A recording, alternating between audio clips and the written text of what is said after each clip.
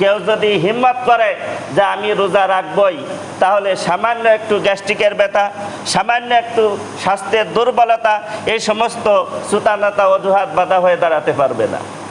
এই সমস্ত সুতানাতা অজুহাত দিয়ে রমজানের রোজা তরক করার কোনো সুযোগ নেই।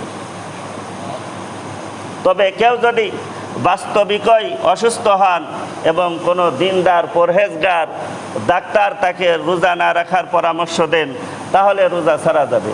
তবে এরকম রোজাও পরে সুস্থ হলে আদায় করে নিতে হবে, কাজা করে নিতে হবে। অনেক সময় ডাক্তারদের জিজ্ঞাসা করার প্রয়োজন হয় না, নিজের মনের কাছে জিজ্ঞাসা করলে মন থেকে উত্তর পাওয়া যায়। বাস্তবেই আমি রোজা ছাড়ার মতো মাজুর, নাকি অসুখের কথা বলি রোজা ছাড়ার বাহানা বের করার জন্য? অনেক ব্যাপারে রাসূল করিম সাল্লাল্লাহু আলাইহি ওয়াসাল্লাম বলতেন, ইস্তাফতি কলবাকা, তোমার মনের কাছে ফতোয়া জিজ্ঞাসা করে দেখো, আমি রোজা রাখতে সক্ষম না অক্ষম তা নিজের মনের কাছে জিজ্ঞাসা করলেই উত্তর পেয়ে যাব। মানুষকে অনেক কিছু বলে বোঝানো যায়, আমার এই ওজর সেই ওজর, কিন্তু মনের ভিতরে কোনো চর লুকানো আছে কিনা তা অন্য কোনো মানুষ না দেখলেও আল্লাহ কিন্তু দেখেন। আল্লাহু আলিমুম বিজাতিস সুদূর, মানুষের গোপন বিষয় সম্পর্কেও, মানুষের মনের গোপন বিষয় সম্পর্কেও আল্লাহ তাআলা ভালোভাবে জানেন। অতএব কোনো অহেতুক অজুহাত বের করে রমজানের রোজা ছাড়লে আল্লাহর কাছে ধরা পড়তে হবে।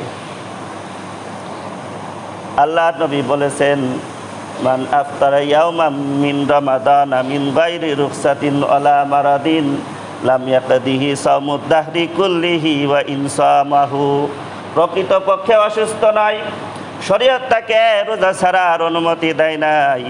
এই অবস্থায় কেউ যদি রমজানের রোজা ছাড়ে, তাহলে সারা জীবন যদি সেই রোজা কাজা করতে থাকে, তবু ওই ঘাটতি পূরণ হবে না। এই হাদিসে অনেক কড়া কথা বলা হয়েছে। কেউ যদি একটা রোজা কাজা করে, একটা রোজা ছেড়ে দেয়, তাহলে সারা জীবন রোজা রাখলেও ওই ক্ষতিপূরণ হবে না। তাই রোজা রাখার হিম্মত করতে হবে। হিম্মত করলে রোজা রাখা সহজ, হিম্মত না করলে কঠিন। অনেকে এই হিম্মতের অভাবেই তারাবি পড়তে পারে না, ঠিক কি না? মনে করে 20 টাকা তারাবি পড়তে হবে, এও কি সম্ভব? এইভাবে হিম্মত হারিয়ে ফেলে, ঠিক কি না? তারাবি পড়া সুন্নতে মুআক্কাদা, 20 রাকাত তারাবি নামাজ আদায় করা সুন্নতে মুআক্কাদা। বিনা ওজরে শরীয়ত সম্মত কারণ ছাড়া সুন্নতে মুআক্কাদা তরক করা গুনাহ। এই 20 রাকাত তারাবি জামাতের সাথে আদায় করা সুন্নতে মুআক্কাদা। তবে কারো ওজর থাকলে তিনি একা একই পড়তে পারেন, ওজর না থাকলে জামাতের সাথেই তারাবি নামাজ আদায় করতে হবে। 20 রাকাত তারাবি নামাজ আদায় করতে আমাদের কত কষ্ট হয়, অথচ রাসূল করিম সাল্লাল্লাহু আলাইহি ওয়াসাল্লাম এবং সাহাবে কেরামের অবস্থা কী ছিল?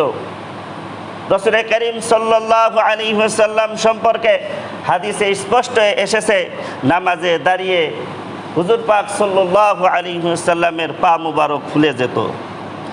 সাহাবে কেরাম তারাবির জন্য মসজিদে বসে আছেন, হুজুর সাল্লাল্লাহু আলাইহি ওয়াসাল্লাম হুজরা থেকে বের হচ্ছেন না।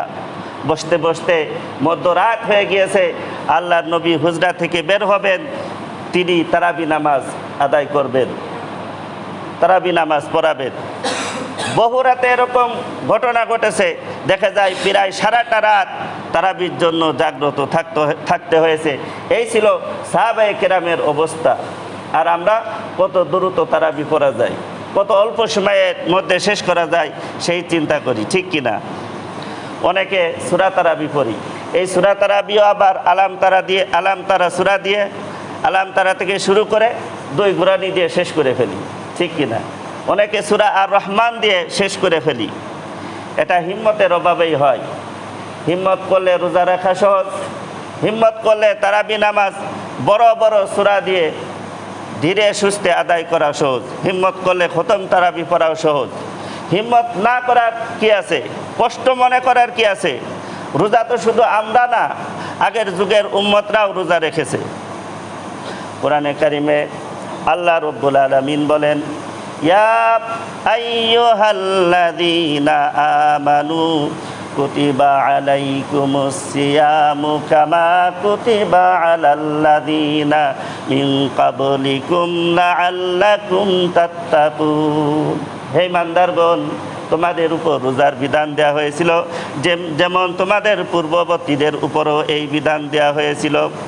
মুফাসসিরিনে কিরাম বলেছেন, এখানে পূর্ববর্তী লোকদের রোজা রাখার কথা এজন্য উল্লেখ করা হয়েছে যাতে মানুষ রোজা রাখতে কষ্ট বোধ না করে।